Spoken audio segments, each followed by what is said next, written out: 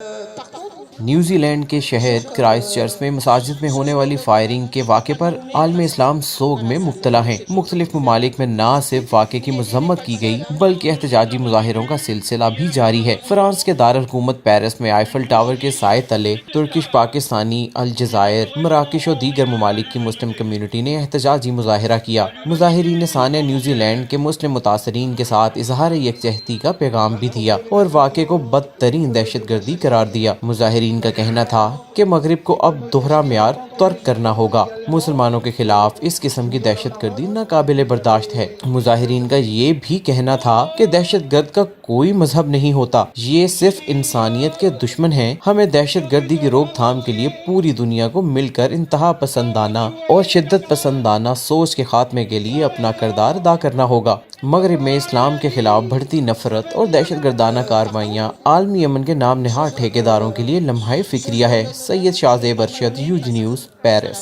آج ہم پیرس میں نیوزی لینڈ کے اندر جو مسلمانوں پہ دہشت گردی کی گئی ہے ان کے ساتھ اظہار یکجہتی اور اس ٹیررزم کے خلاف ہم پیرس میں یہاں پر تمام مسلم ممالک کے جو لوگ ہیں وہ یہاں پہ اکٹھے ہوئے ہیں اور یہ پیغام دے رہے ہیں کہ مسلمان جو ہیں وہ شدت پسند نہیں ہیں۔